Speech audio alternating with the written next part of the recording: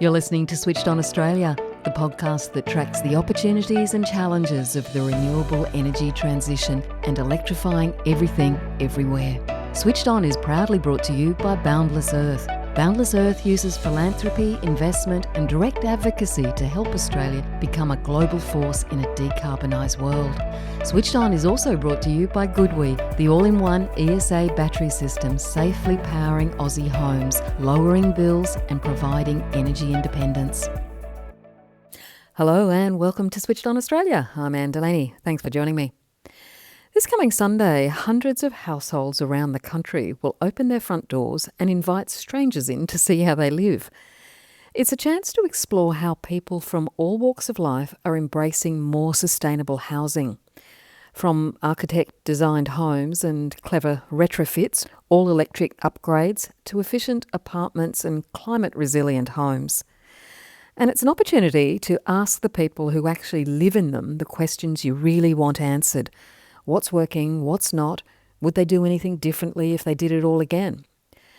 As we know, Australia's energy transition isn't just playing out in the grid. It's unfolding inside our homes. And with ageing, leaky housing stock that drives up energy bills and leaves people freezing in winter and sweltering in summer, Sustainable House Day offers something increasingly valuable.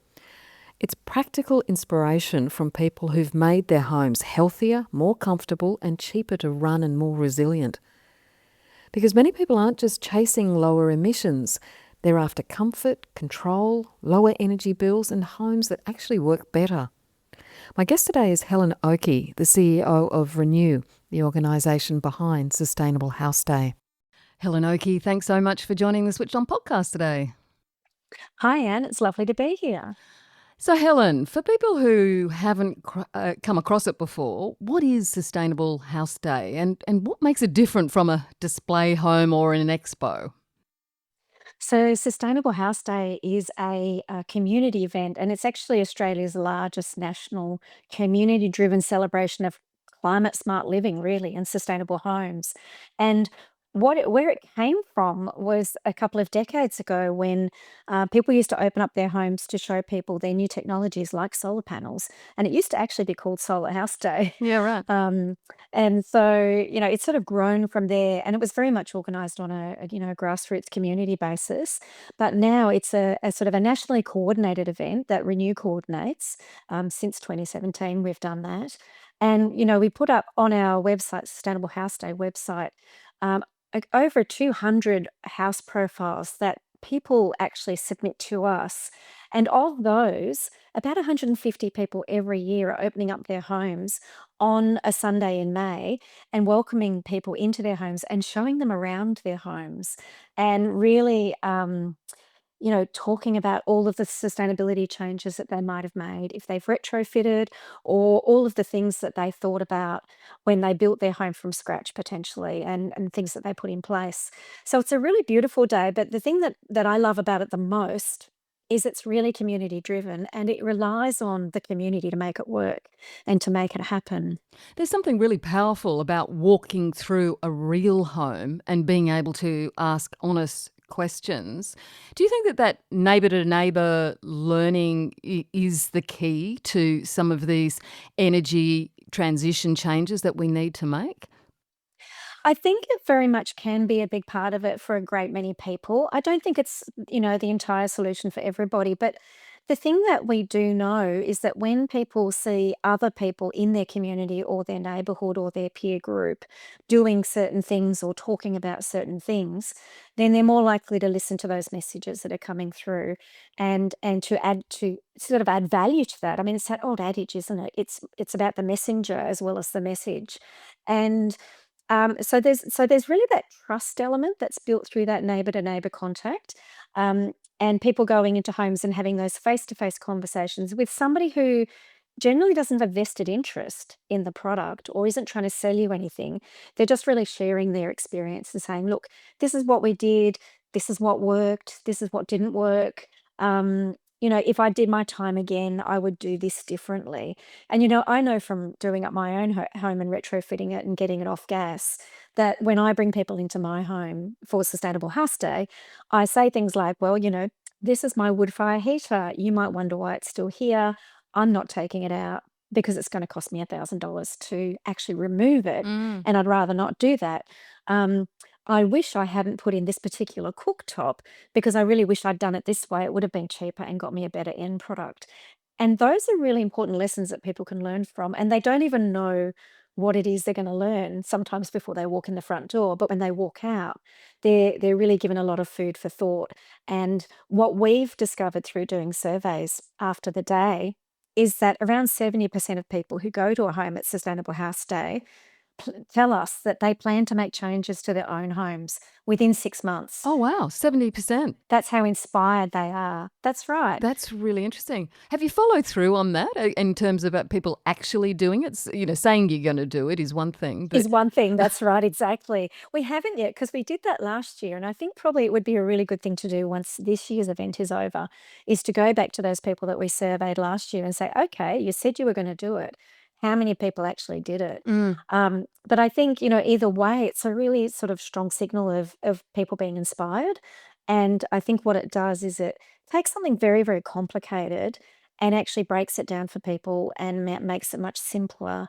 And also, and you would know this, that there's so much technology associated with sustainable housing in many places, and people often don't feel confident or comfortable asking questions about particular bits of technology, and it can seem incredibly complicated. And that's something that I've experienced myself. I mean, I don't consider myself to be a technology geek, but I've been hanging around this area long enough to know the basics. But when people start talking numbers and kilowatt hours and sizes of units and batteries and solar, and for some people that can be very disempowering, and absolutely, they yeah, just want to ask a really simple question like, how big a battery do you think I should put in? And they yeah. want to write down the answer, or what do you do with your spare energy, or whatever it is. And so that's a really powerful thing, is that we often talk about making sure that lots of people have time to ask questions, and I think that's something that Sustainable House Day does really, really well.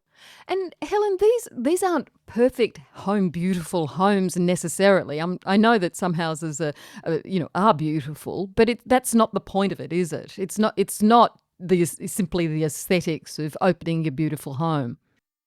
No, I mean, it's definitely not. You're right that many of the homes are incredibly beautiful, and I think they're beautiful for two reasons, some of them. The first reason is that often they're new build homes and people are putting their heart and soul into it and they're making beautiful spaces.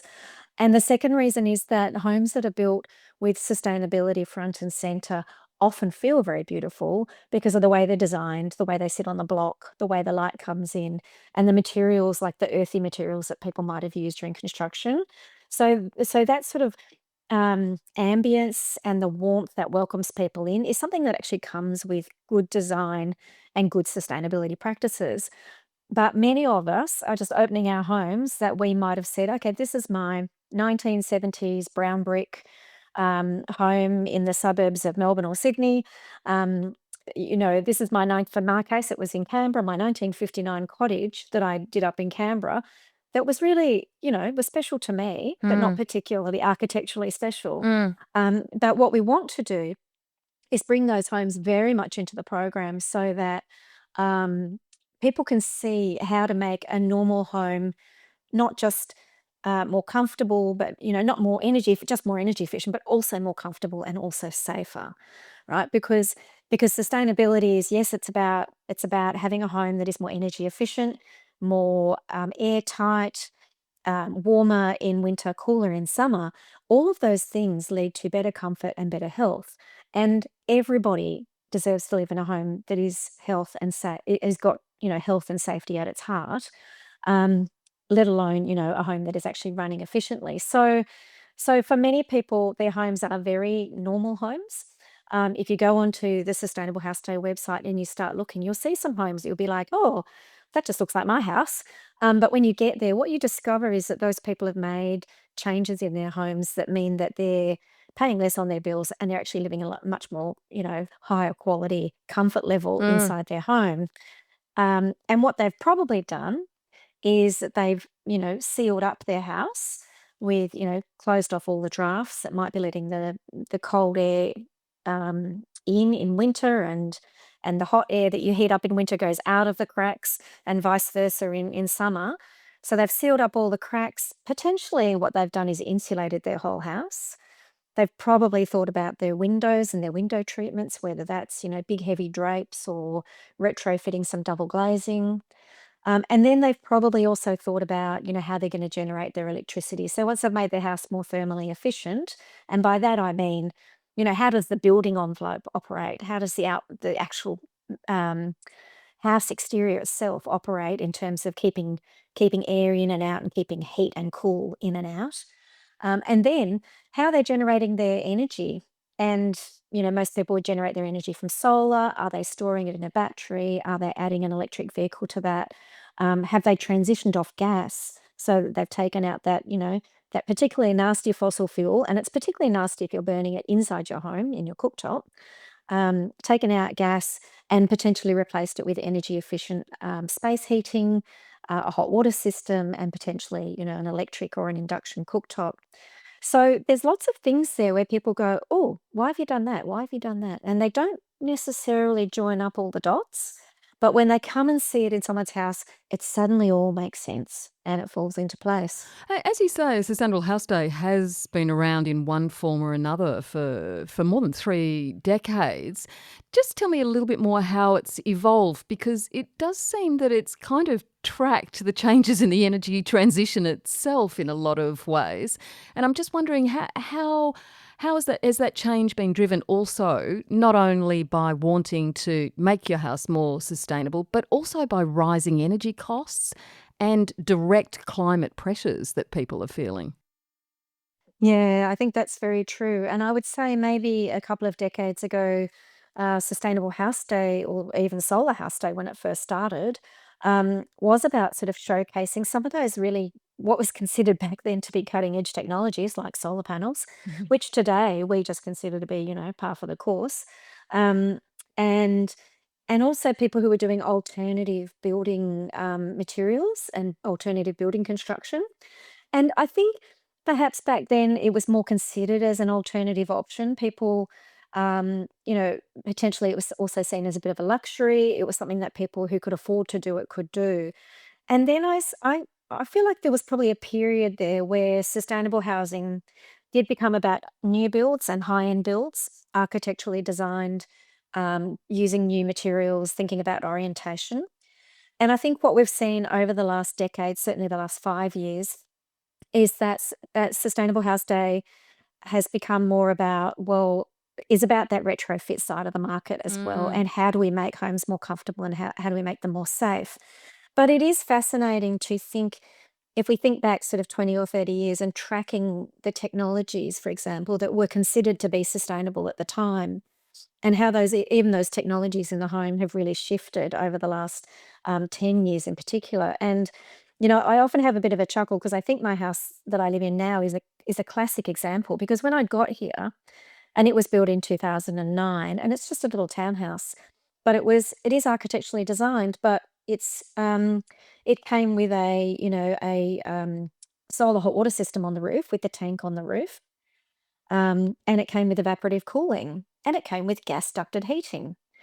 And those are three things that 15 years ago when it was built, you'd say, well, gas was an efficient fuel. Yes. Evaporative cooling is a lovely way to keep your house cool, except when there's bushfire smoke, because then you can't actually use it.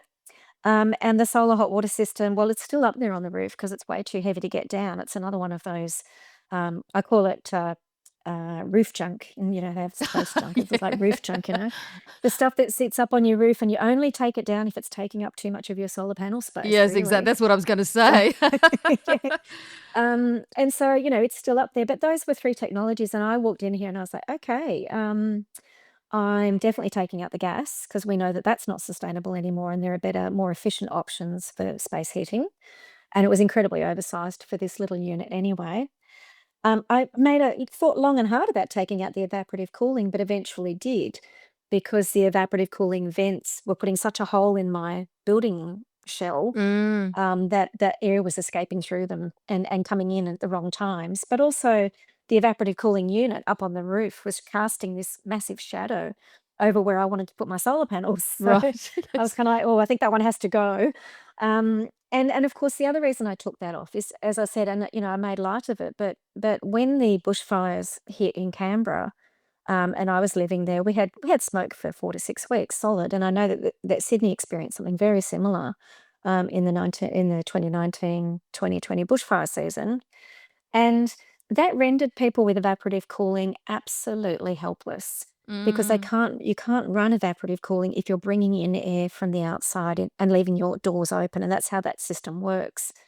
Um, and so I made a decision to get rid of that as well. And so you can see that as technologies change and as circumstances change, then what it means to be best practice sustainable also changes. And there's nothing to say that where we are now is going to be, the ultimate solution. We're on it, it's always changing, that technology is always developing. But I think what is very clear is, yes, we want to get rid of gas, and I think the other thing that's very clear, which you alluded to, is that we do need to have homes that are safe in the face of particular climate impacts. And those climate impacts are, they're bushfire for those on the front line, and in particular suburbs and areas and in regional areas. But it's bushfire smoke for many other people who live in, big cities like Sydney and Melbourne and other places. And then it's things like flood, and then also storms and wind. Mm. And I think probably the storms and the wind is the one that we have talked about the least because it's something that we've all seen before. But I think we can be reasonably confident that that's something that might become more extreme over the next 2 decades. And in terms of the houses that you're showcasing this year, can you say what is motivating people to make the transition? Is it that, the climate pressures that you've just been talking about? Is how, to what degree is that influencing people in terms of their retrofits? I don't think that the climate pressures have really kicked in a mainstream sort of way into the conversation.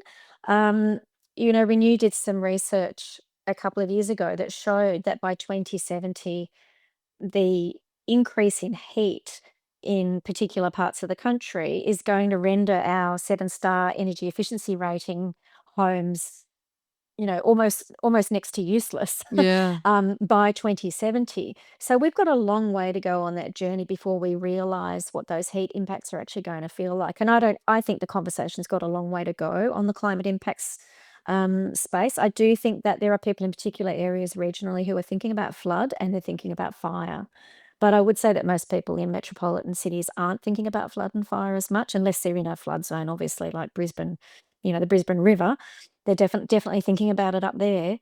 Um, I would say what motivates people mostly is wanting to have a lighter footprint on the planet, wanting their own homes and their own lives to not impact as heavily. And then the second thing that's motivating people would be trying to reduce their bills down, and particularly in the space of electrification, that's been a very powerful motivator, because the bill savings that people make from taking out their gas space heating and putting in electric space heating are probably the most significant changes that you can get really easily, like, and they're very tangible and you can see them.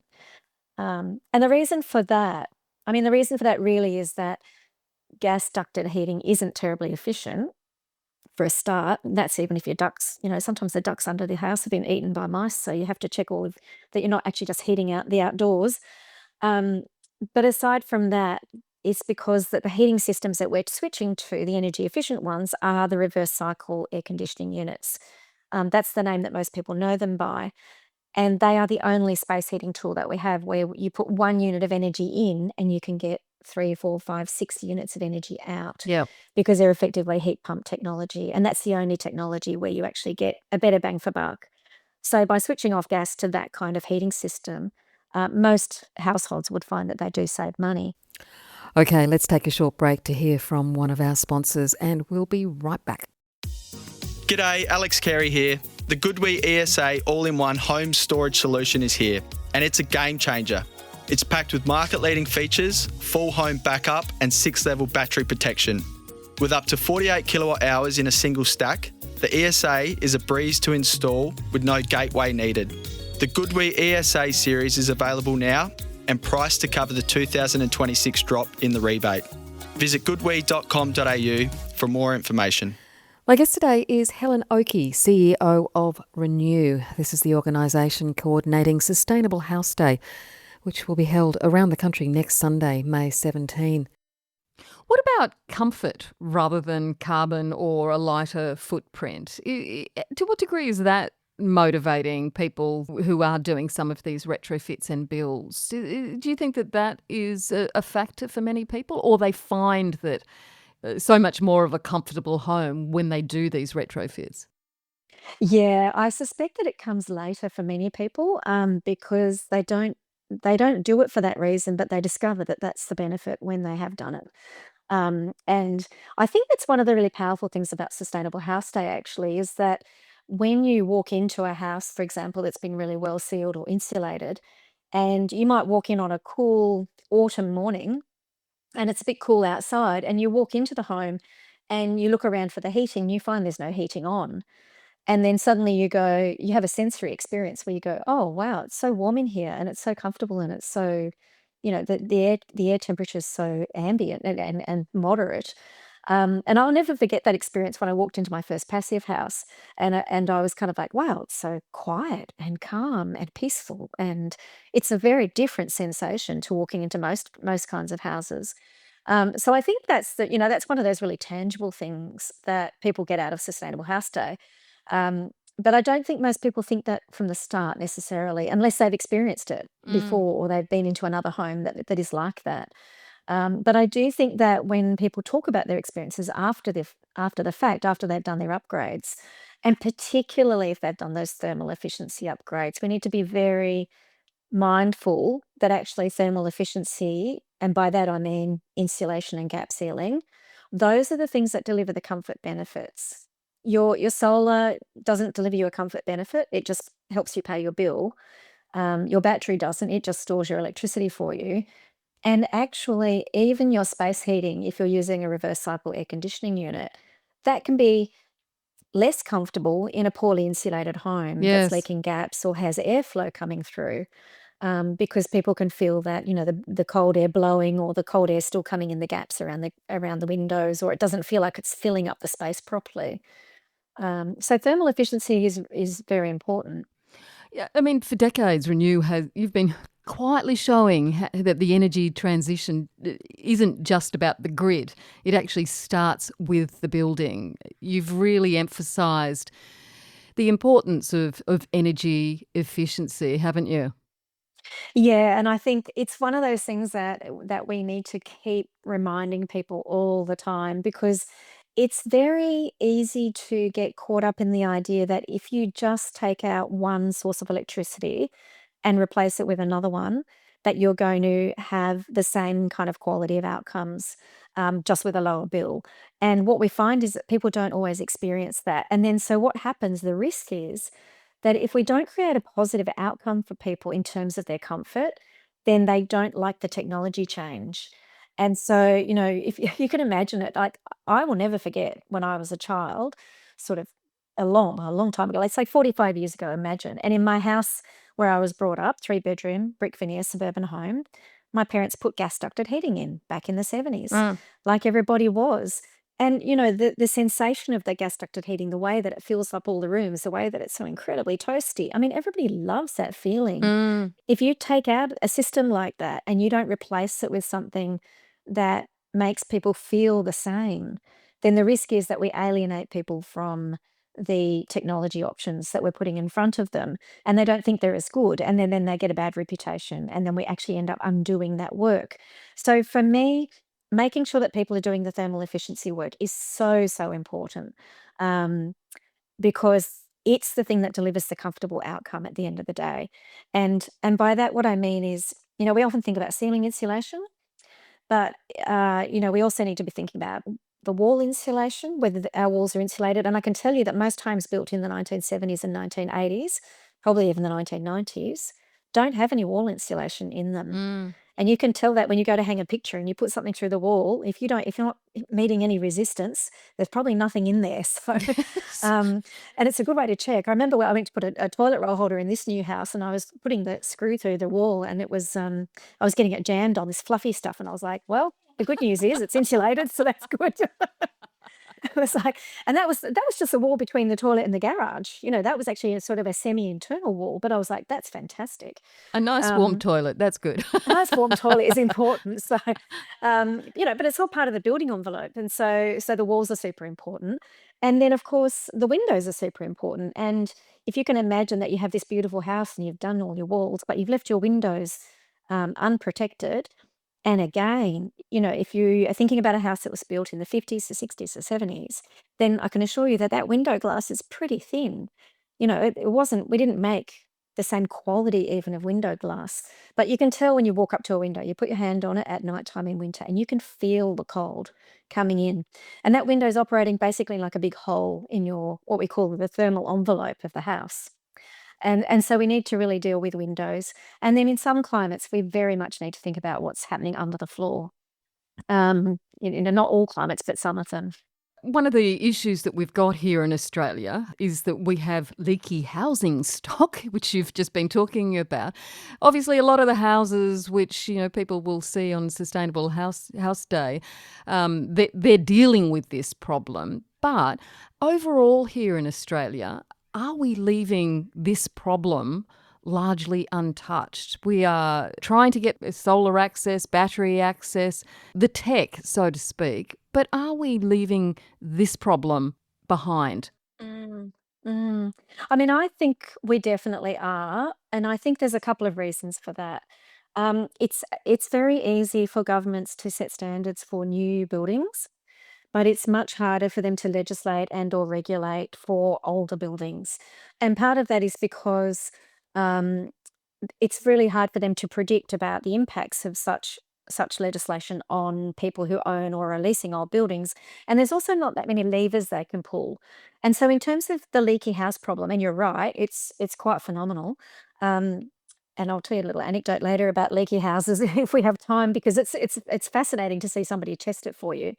But the leaky house problem is quite a thing. It's around window frames, under doors, in gaps between floorboards and skirting boards and things like that. Um, and the problem that governments have is that no government, national government, state government seems to want to come out and say to the private housing owners, hey, you need to make your house more energy efficient. There's no rule that we can do there. What they are starting to think about is how to legislate that for rental providers or landlords to make sure that homes are sealed up Mm. before they're rented. And in Victoria, a year or so ago, the Victorian government did include a provision that rented properties will need to have a basic level of draft sealing done before the property is leased. That's not due to come in until next year, but that's the first place in Australia that's actually attempted to put a rule in place to set a standard for some draft sealing to happen. But to give that some context, the only thing that they've been able to add to that is ceiling insulation. So ceiling insulation and draft sealing. Yeah, in the ACT, they've also got the ceiling insulation.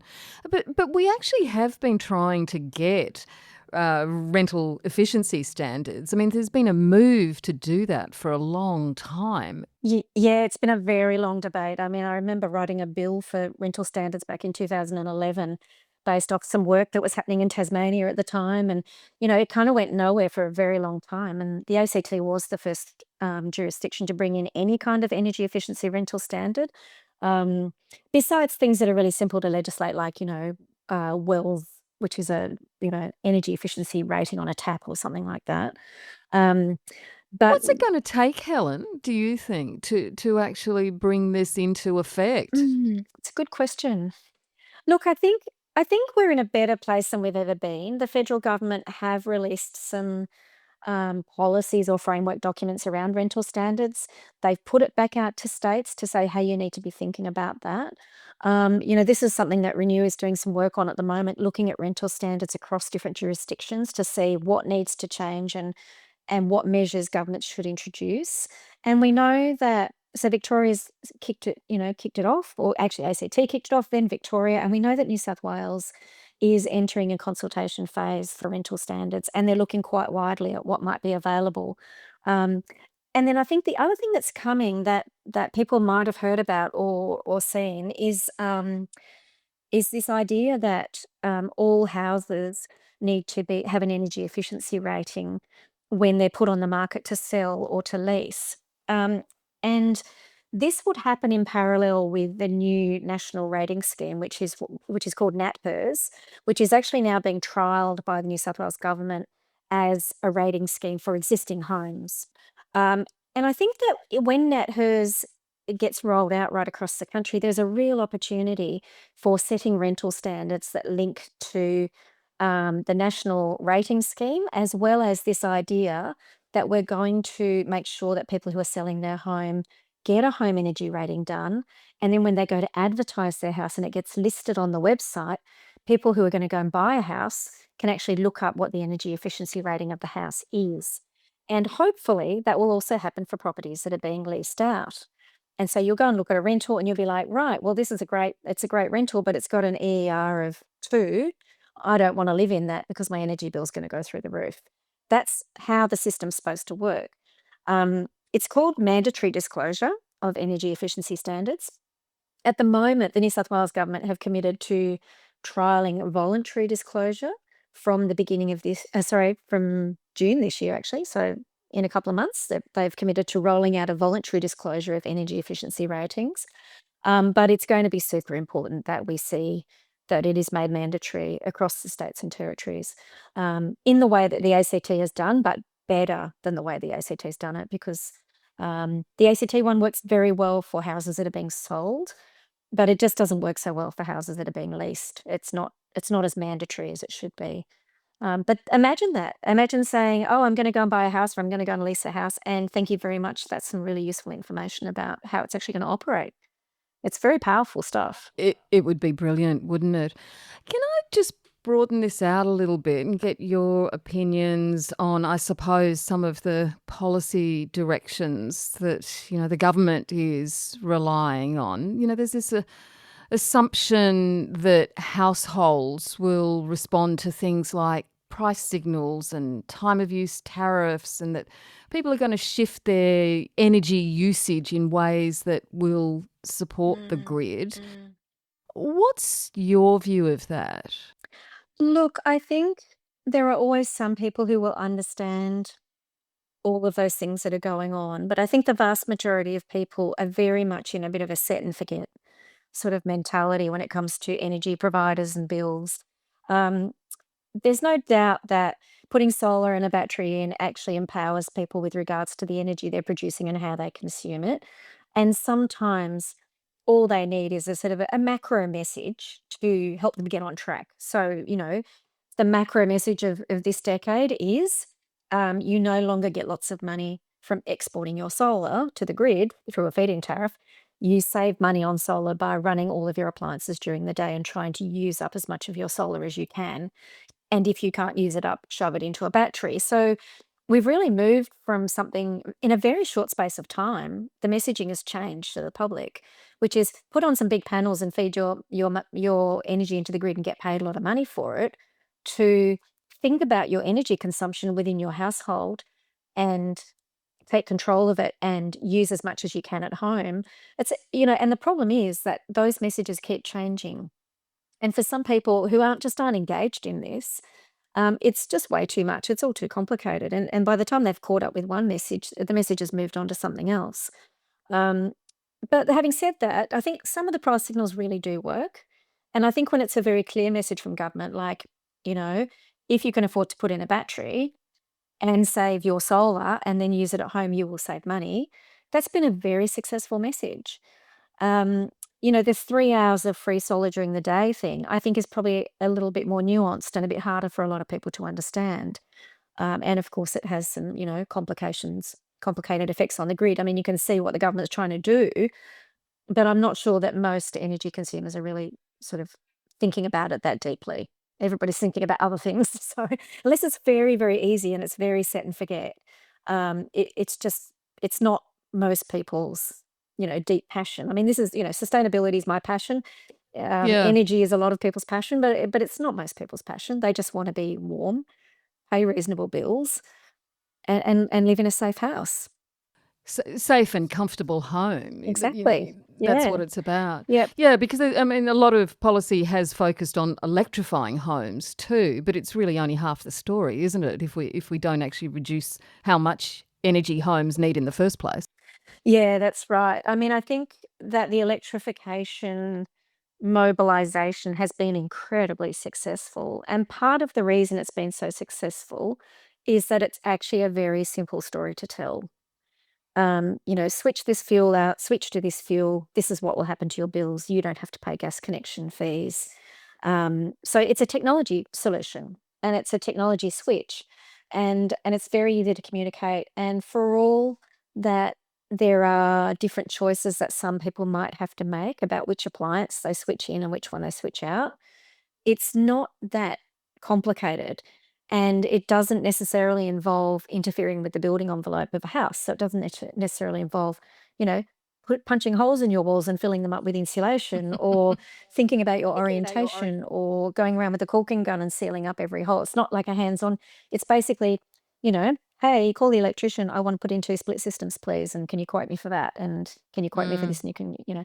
So it's a very simple, clean message. And I think, there is that risk that we don't take that thermal efficiency message forward. And, when I first started in this space, I remember people saying, the cheapest unit of energy that you can use or buy It's is the the one energy you you don't don't use. need.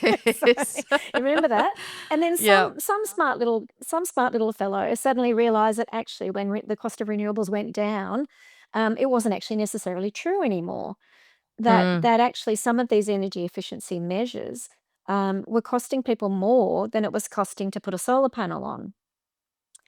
And at face value, that is possibly true in some situations with some certain assumptions. So you could say, well, actually, no, to put to insulate the walls of your 4-bedroom brick veneer 1980s home is going to cost you way more than sticking 10 kilowatts of solar on your roof. The 10 kilowatts of solar will pay for most of your electricity bill. You should be doing that first. And the risk with that is that same thing that we talked about earlier, is that yes, you may be able to get the bill down, but you're not going to improve the comfort of your home. Y- And the Yeah. second risk, of course, is all the flow on effects that come from all of us using more technology rather than less technology. Solar panels need replacing. Reverse cycle air conditioning units break down. They have a limited Mm. lifespan. So if we're genuinely thinking about how we live more sustainably, then one of the most sustainable things we can do is ensure that our buildings are well sealed, well wrapped. And I say, it's a really simple thing over 1, 2, 3. It's seal your house up, and then rack your house up, and then think about your appliances and what you're going to heat and cool it. Because, the other thing is you may not need as many appliances as you think you need if you've done that work at the beginning. Um, but the other thing that I like about that is I think that we need to be thinking about building houses for the longer term. And a house isn't something that should last 20 or 30 years or 50 years. Houses should last a couple of 100 years, if not more. And they do in some places. And if you look after them and you maintain them and you build them well, then they should be able to last a really long time. And that's the most sustainable thing that we can do, is actually take the homes that we have, care for them, insulate them, seal them, maintain them, look after them, and then add what heating and cooling that we need. And that will, deliver longevity in terms of the house, the embodied energy in that building that we shouldn't be losing. Um, and then it will also create a much more comfortable home because it's much more protected from the outside world and from the elements. And then it's a home that's cheaper to heat and cool as well, depending on where you live. Cooling our houses is going to become really, really important because in Mm. hot climates, they're going to be really seeing some very extreme temperature increases. And in cool climates, it's going to become a little bit more temperate, and the cooling will become a little bit less important, in some of those very cool climates. But if we think 50 years or 100 years into the future, then we really need to be fixing the buildings themselves and not thinking about all the new technologies that we're putting on and taking off. So, Helen, to make all of that happen, and just a final question, what's the solution? What's the solution? Just give me one policy setting that you would implement to improve the situation, to improve Australian homes. What would it be? I'm just not sure it would get me elected. That's the problem, Anne. I'm just really worried about that. You don't have to be elected. We want you to stay at Renew. Thanks, Helen. I mean, I think that I would probably say that we need to set some rules, very strong rules, for older houses being made more energy efficient. And, we can do it with rental standards because there's a point of intervention from governments. And governments can say, hey, if you're going to lease a house out to another human being, it needs to meet a minimum standard of safety and comfort and energy efficiency. And if you can't do that, and this is my view, if you can't do that, then you shouldn't be in this investment game. You should go and find something else to invest in. This is a service that you are providing to your fellow human beings. You wouldn't lease them a dodgy car with bad brakes. So why do we let people lease out homes that are unsafe, that have mold, that can't be heated, that are freezing in winter, that are boiling in summer? And so that is a really good place for governments to intervene. Now, taking that one step further would be the dream where I might not get elected, and that would be saying, okay, when you go to sell your house, it needs to meet a certain standard as well. I would like to think that somebody could get elected on that platform. Helen? I would like that too. Helen Oakey, thanks so much for joining the Switched On podcast today. Thanks so much, Anne. It's been lovely chatting to you. And Helen Oakey is the CEO of Renew. If you'd like to check out some of the homes opening their doors next Sunday, May 17, head to the Sustainable House Day website. There are homes open in virtually every state capital and across a range of regional towns as well. And for just $15, you can visit as many as you like. So get your questions ready, whether it's about insulation, induction cooking, heat pumps, solar, batteries, electrification, or simply what it's really like living in a sustainable all-electric home. And I'll catch you next time for another episode of Switched On Australia. I'm Anne Delaney. Thanks for joining me today. Switched On Australia was proudly brought to you by GoodWe. GoodWe's all-in-one ESA home battery helps Australians store more of their own solar energy and rely less on the grid. With strong local support and technology already trusted in thousands of homes, GoodWe is making the switch to electrification simpler and more affordable. GoodWe is proud to work with Australian cricketer and GoodWe ambassador Alex Carey. Find out more at goodwe.com.au. Switched On Australia is also proudly brought to you by Boundless Earth. Boundless Earth uses philanthropy, investment and direct advocacy to help Australia become a global force in a decarbonised world.